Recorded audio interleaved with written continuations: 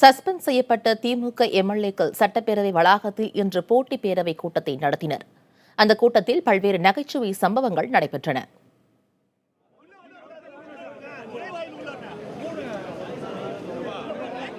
சட்டப்பேரவைக்குள் அனுமதிக்காததால் நேற்று தர்ணா போராட்டத்தில் ஈடுபட்ட திமுக எம்எல்ஏக்கள் இரண்டாவது நாளான இன்று போட்டி பேரவை கூட்டத்தை நடத்தியதால் பேரவை வளாகத்திற்குள் பரபரப்பான சூழல் நிலவியது.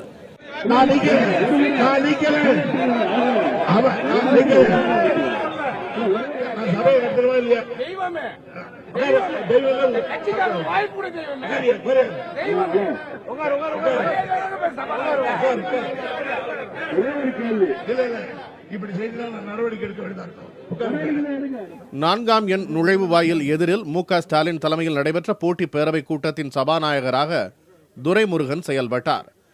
மரத்தடி நிழலில் நாற்காலி போட்டு அமர்ந்து சஸ்பெண்ட் செய்யப்பட்ட திமுக எம்எல்ஏக்கள் போட்டி கூட்டத்தில் பங்கேற்றனர். பேரவைக்குள் உறுப்பினர்கள் எவ்வாறு கோரிக்கைகளை எழுப்புவார்கள், அதற்கு அமைச்சர்கள் எப்படி பதிலளிப்பார்கள், சபாநாயகர் எவ்வாறு அனுமதி மறுப்பார் என்பது குறித்து நடித்து காட்டப்பட்டது. காவிரி பிரச்சினை குறித்து எதிர்க்கட்சித் தலைவர் மு.க. ஸ்டாலின் பேசினார்.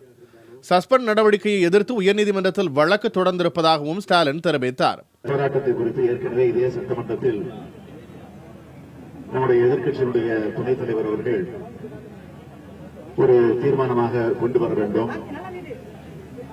மேகதாது பிரச்சனையிலே உடனடியாக மத்திய அரசு தலையிட வேண்டும், அதற்கு மாநில அரசு வலியுறுத்த வேண்டும், வற்புறுத்த வேண்டும். தொடர்ந்து உறுப்பினர்கள் பல்வேறு கேள்விகளை எழுப்பினர். சிலர் நாளிதழ்களை சுட்டிக்காட்டியும் பேசினர். அதற்கு எல்லாம் போட்டி சட்டசபையின் சபாநாயகரான துரைமுருகன் சபாநாயகர் தனபால் போல் பேசி சிரிப்பலையை ஏற்படுத்தினார்.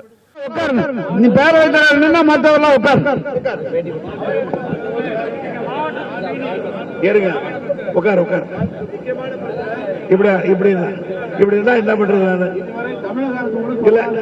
470 உயிர்கள் இன்றைக்கு வெள்ளத்தால் பாதிக்கப்பட்டது. எல்லாம் எனக்கு தெரியும். குடும்பங்கள் இன்றைக்கு அதெல்லாம் தெரியாது, முடியாச்சு, தெரியும், எங்களுக்கு தெரியும், எங்களுக்கு தெரியும். பாராளுமன்றத்தை இல்லை, இந்த அவைக்கு நான் சொல்லுவதுதான் அதை பற்றி எங்களுக்கு தெரியும்.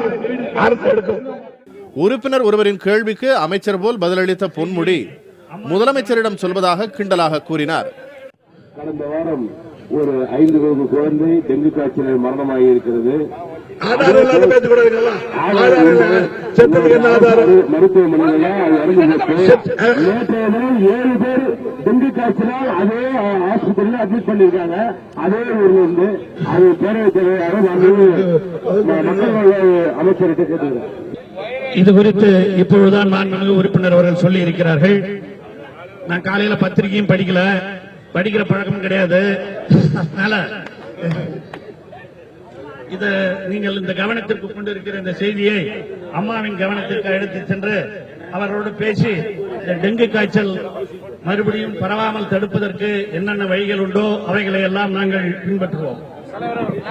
யாரையும் கேலி செய்யும் நோக்கில் போட்டி சட்டப்பேரவை கூட்டம் நடத்தப்படவில்லை என்றும் விளக்கமளித்த துரைமுருகன் போட்டி கூட்ட பேரவை நிகழ்ச்சிகள் நாளைக்கு ஒத்திவைக்கப்படுவதாகவும் தெரிவித்தார். இன்றைய அலுவலர்கள் இப்போது முடிந்து நாளை காலை மூடும்.